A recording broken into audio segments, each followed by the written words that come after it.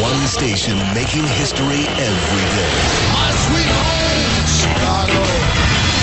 Now, John Cass. 89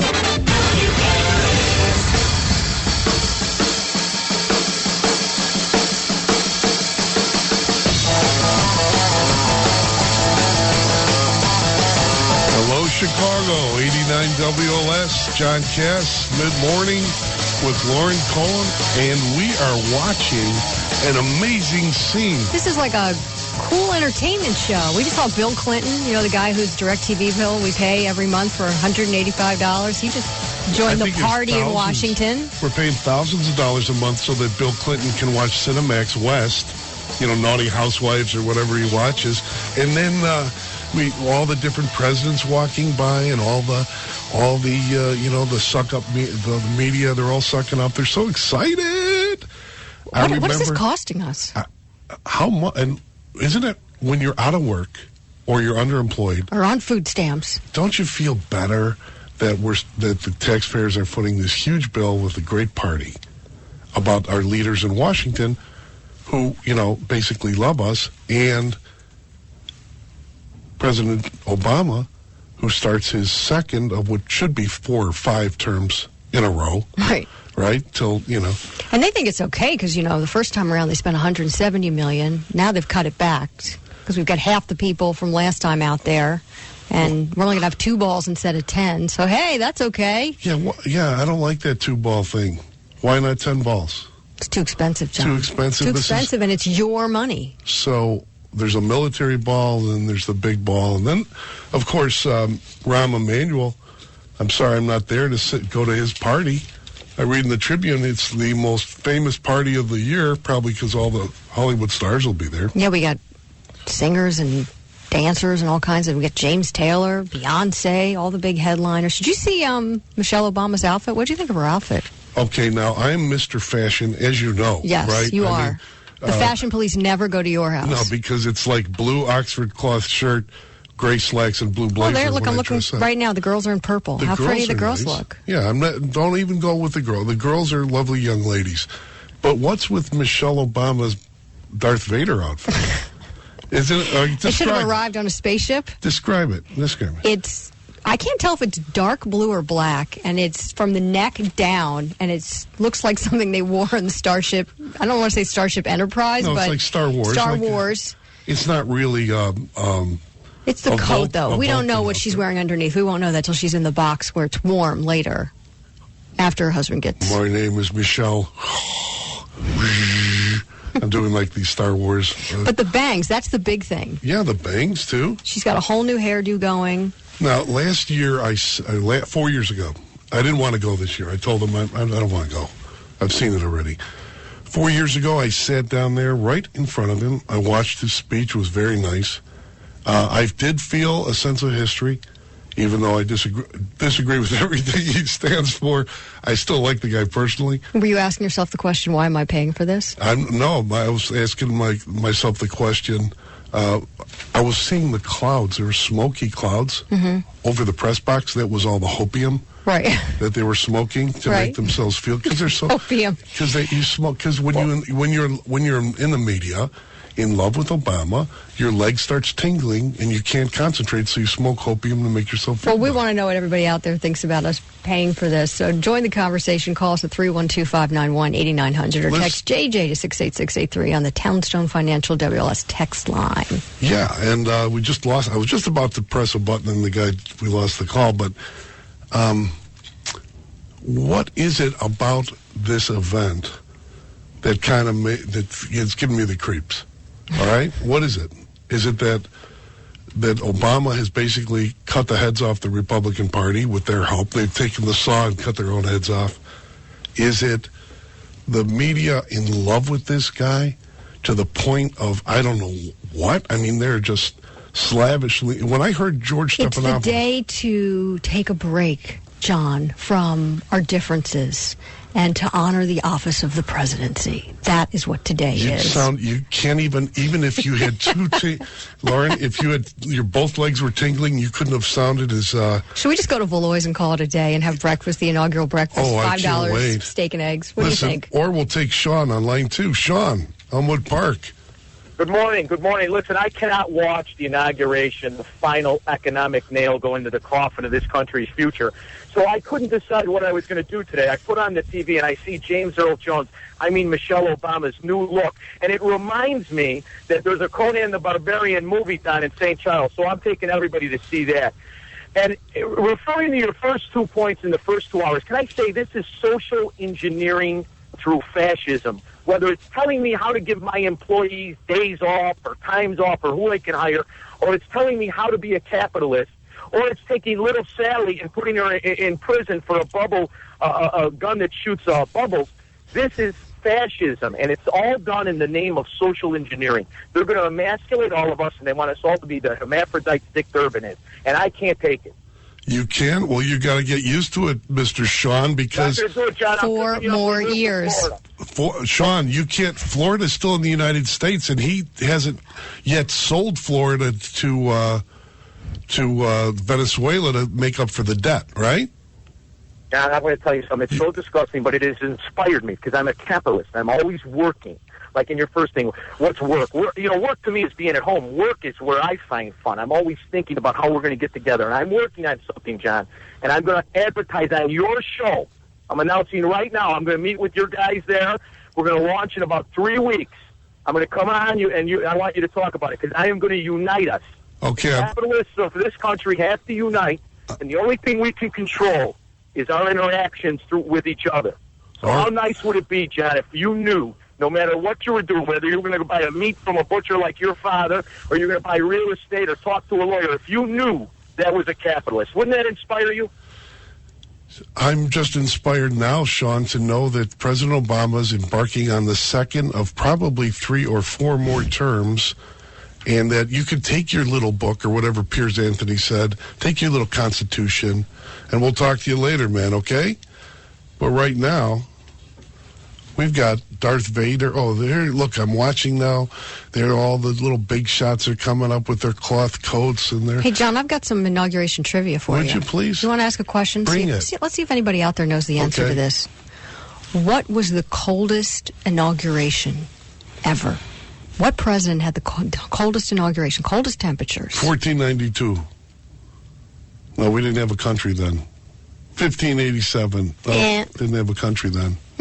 1776. It was about as cold as it is today in Chicago, and it was also on a Super Bowl Sunday. Does that help you? Does that help anybody out there? Do you know at home? The coldest inauguration day. Was that when the President of the United States was blotto with bourbon and falling down? that was Andrew Johnson. I can't wait. Oh, you don't blow it now? This is John Cass, Lauren Cohen, 89 WLS, 591-8900. Call us because it's Inauguration Day. 89 WLS, John Cass, taking your calls, 591-8900, and your texts, WLS AM to 68683JJ. Lauren Cohen. Lauren, what are we looking at? I'm an investigative reporter, right? You are So I looked this up. There is Michelle Obama wearing a navy Tom Brown coat. Tom Brown? Is that like Darth Vader's? It's more like Emperor. Like Darth Vader. Emperor Palpatine. And just so you know, Come under with the coat, me. Come with me, Michelle, and we shall rule the galaxy as father and son. She's a world leader. Whoa, where's the lightsabers? What is that? Well, everybody else is in sort of these happy colors, these happy bright blues and reds. There's Joe Biden. Joe Biden, who called himself the President of the United States. Oops. Joe Biden, the one who used the Indian accent? And the incredible capability, the incredible leadership of the guy I now serve with. I'm proud to be President of the United States, but I am prouder to be Barack Obama.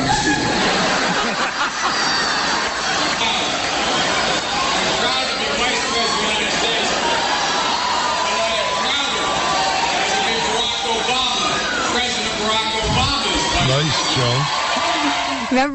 Remember when they first announced the candidacy, when they first ran, and he introduced him, and he said, and this is Joe Biden, the next president of the United States. Yeah. Oops. Yeah.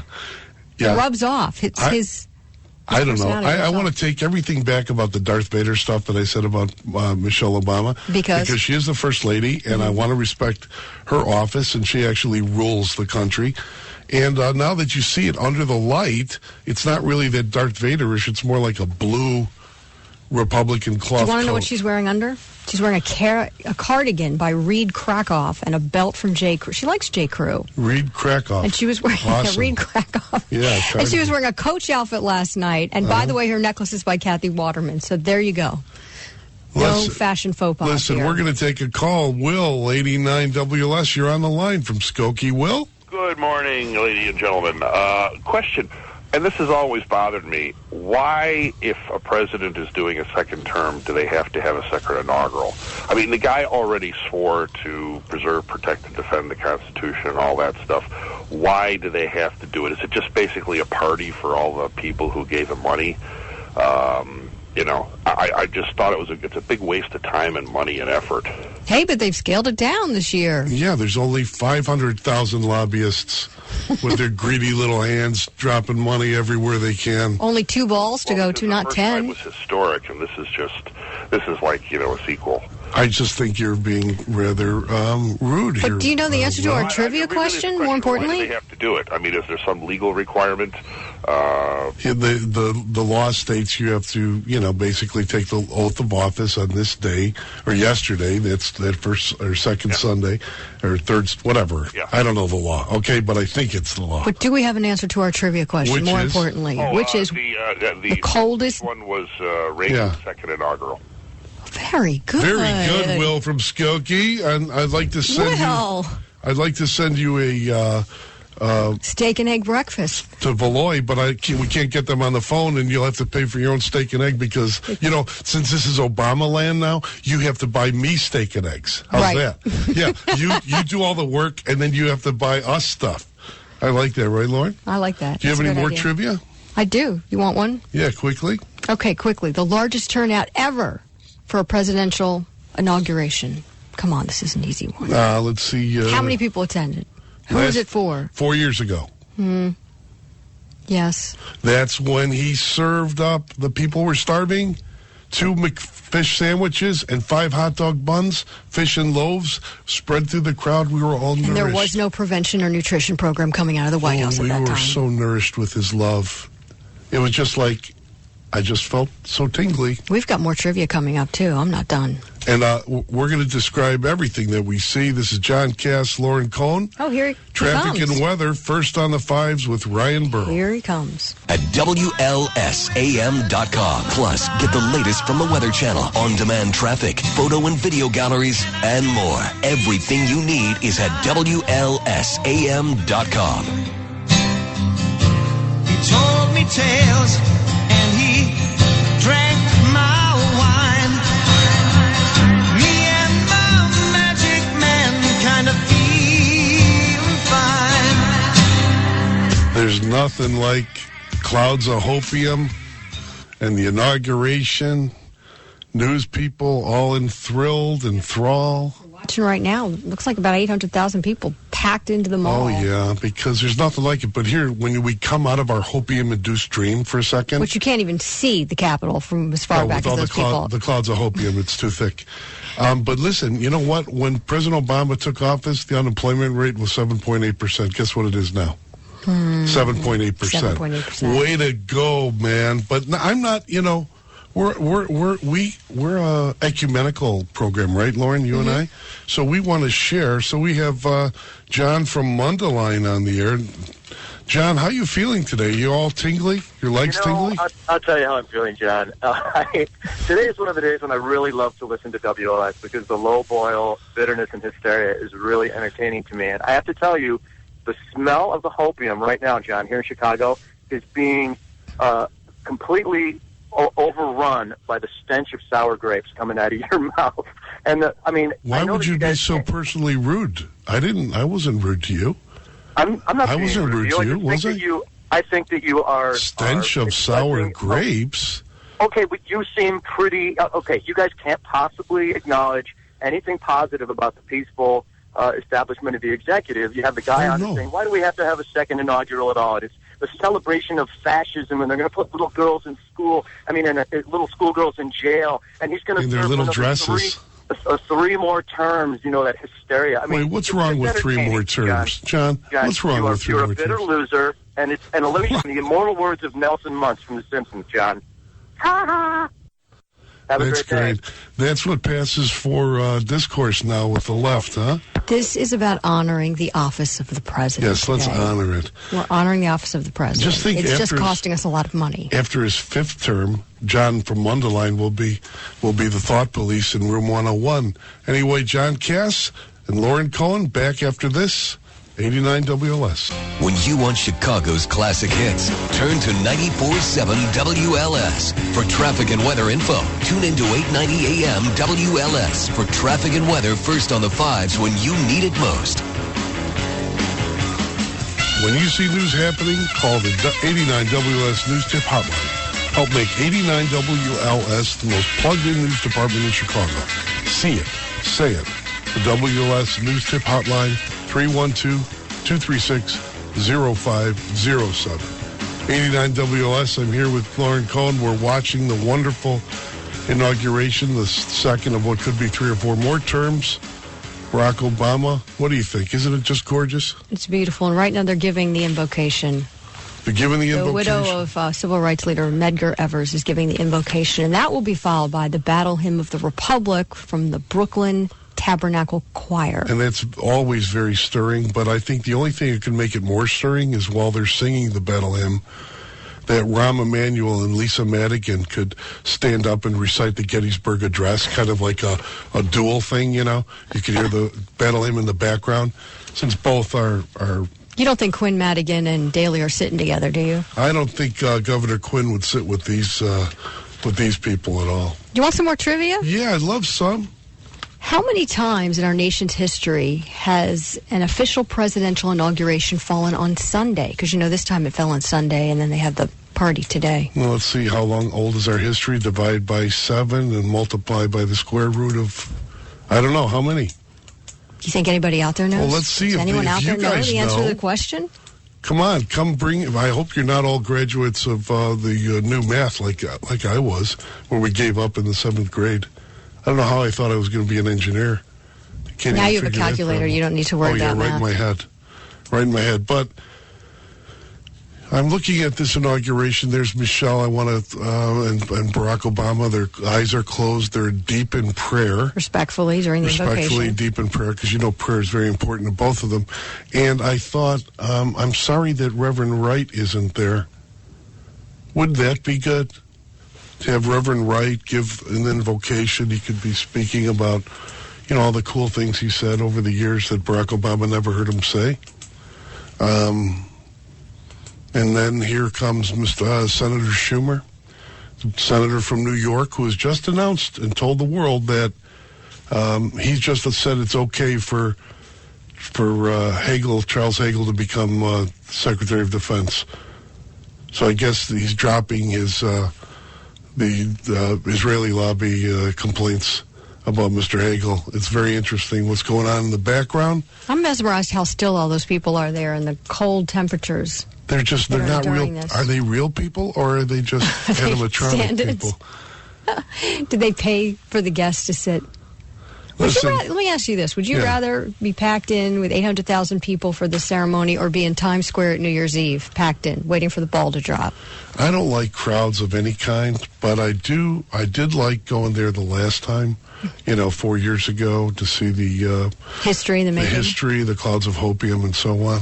It was very instructive, because what you learn is that you could be a Chicago politician who basically kissed butt all your life to the bosses, and then when you get to Washington, the Washington media, it's kind of like you're bathed in the rivers, the Chicago River, like you are bathed clean. You come out a different creature. You like Rahm Emanuel. He is not the guy who made the $16 million right after he did that Fannie Mae deal. Mm-hmm. He is the mayor of Chicago with a vision for the future, and Barack Obama is the president, not the South Side political guy who had got on his knees and hugged Emil Jones and said, "Please, boss, make me a senator." He's not that guy anymore.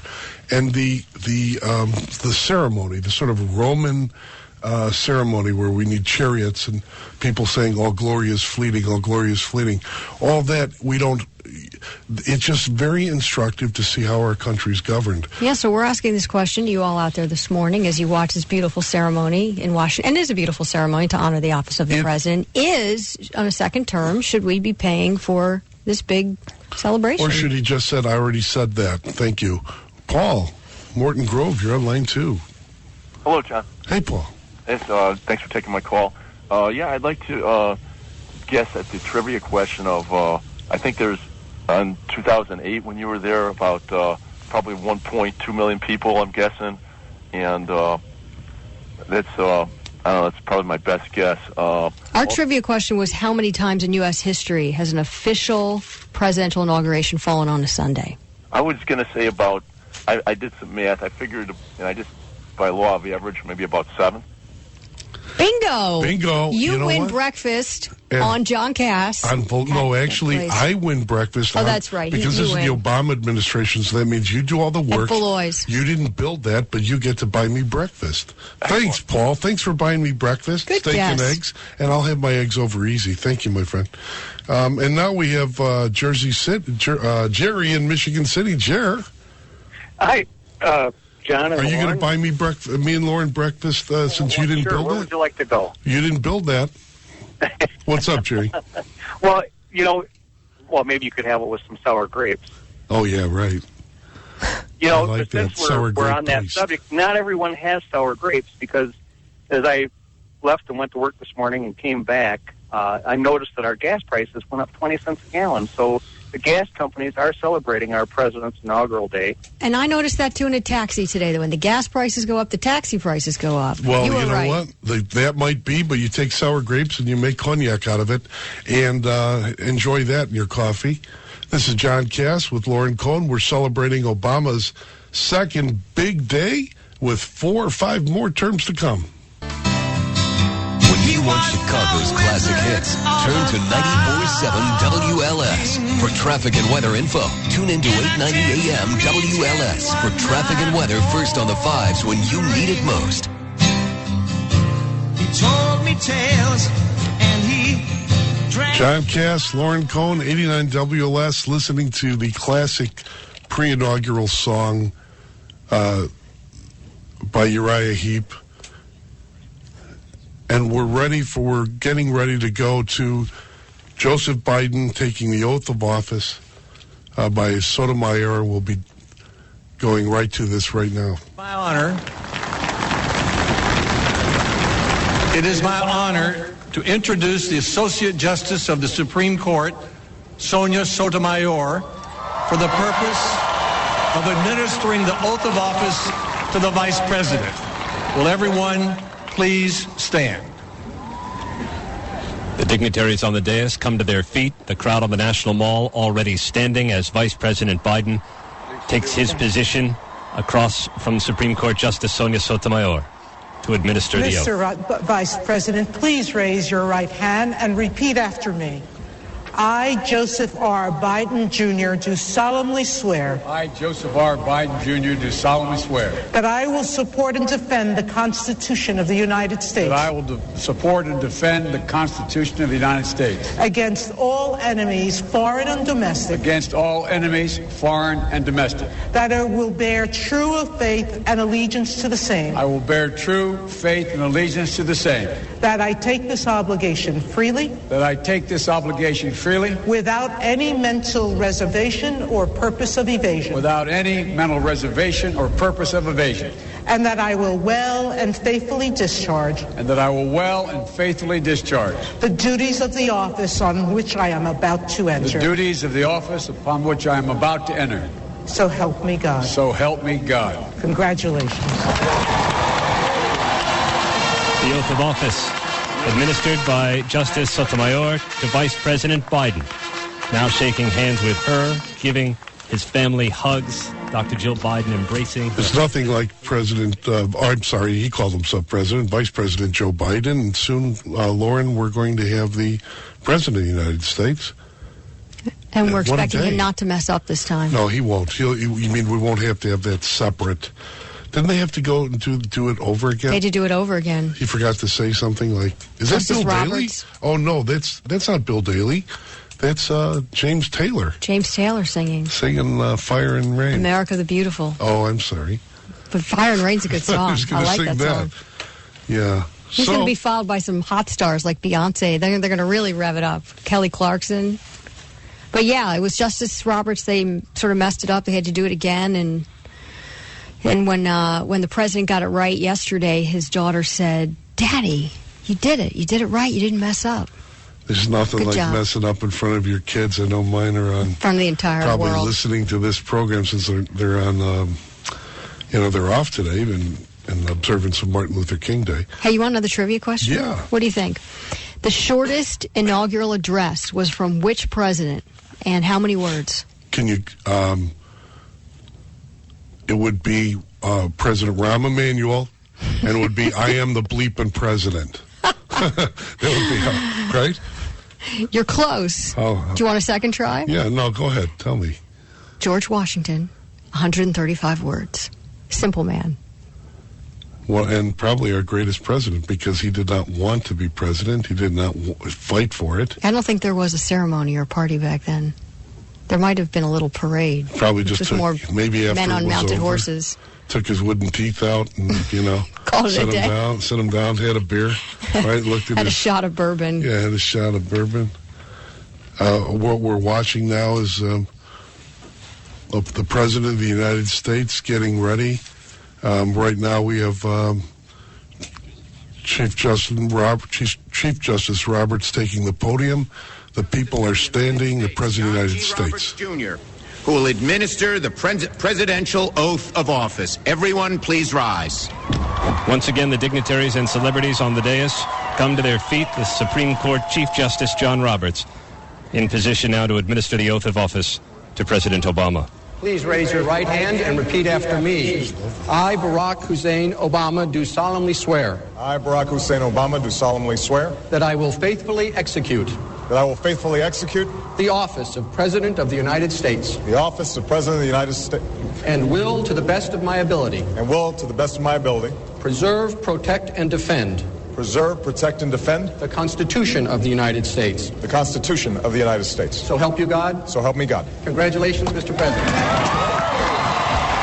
The oath of office administered by the Chief Justice. I'm John Cass with Lauren Cohn, 89 WLS. We'll be back with more of the President's remarks on this historic day after this. We'll now bring you President Barack Obama inauguration address and talk more about this tomorrow, 22 hours from now. The 44th President of the United States of America, Barack H. Obama. The introduction of the President, the cheers of hundreds of thousands of Americans gathered on the National Mall. ABC's Vic Ratner taking it in live. Vic. This is what they came here for, hundreds of thousands waiting in the cold below freezing temperatures for hours and hours, now chanting Obama, Obama as the president gets up to speak. Vic Ratner at the Capitol. Quickly to our White House correspondent, Ann Compton. Ann. Thank you.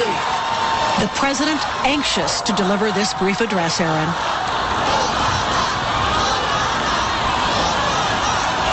The crowd may not let him get started as quickly as he wants. The president standing at the podium, smiling, saying thank you, trying to quiet the crowd. Vice President Biden, Mr. Chief Justice, members of the United States Congress, distinguished guests, and fellow citizens. Each time we gather to inaugurate a president, we bear witness to the enduring strength of our Constitution. We affirm the promise of our democracy.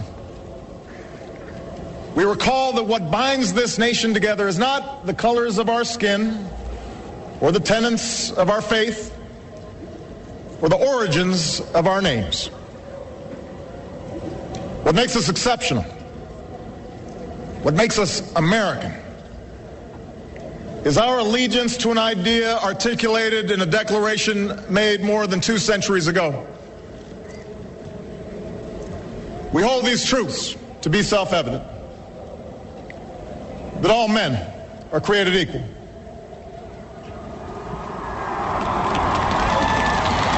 that they are endowed by their Creator with certain unalienable rights,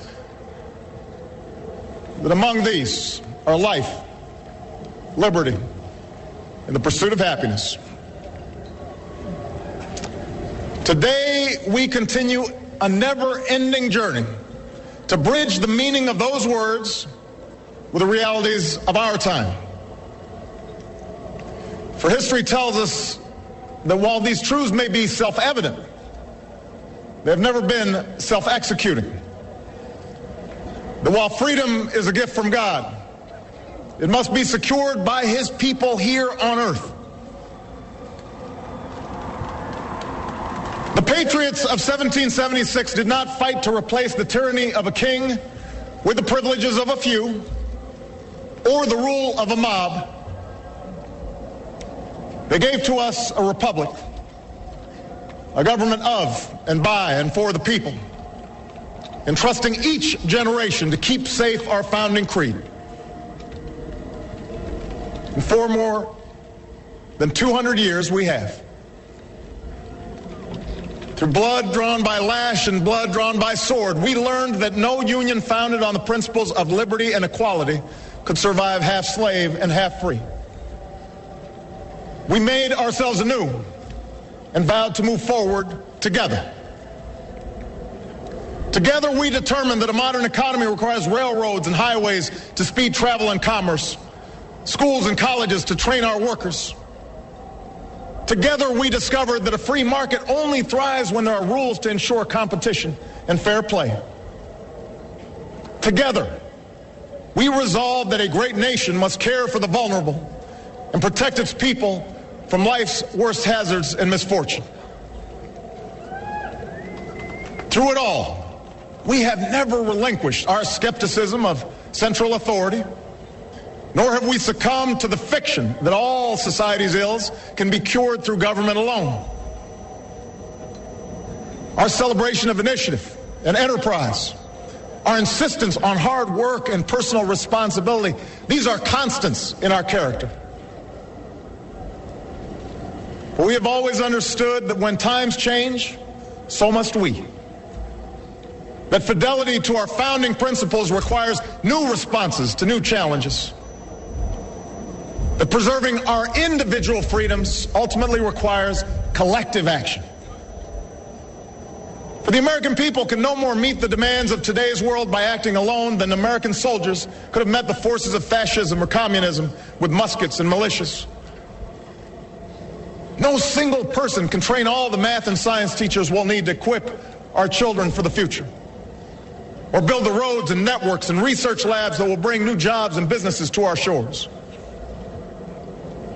Now, more than ever, we must do these things together, as one nation and one people.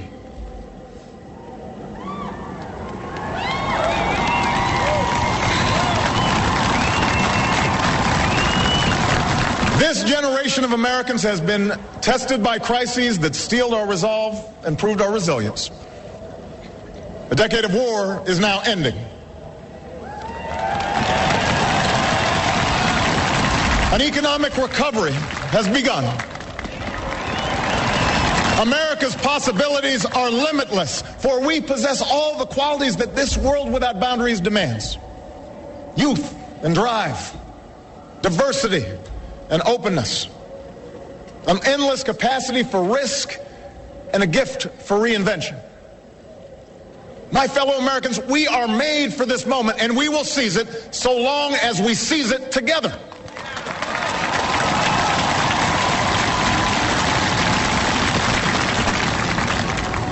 For we, the people, understand that our country cannot succeed when a shrinking few do very well and a growing many barely make it. We believe that America's prosperity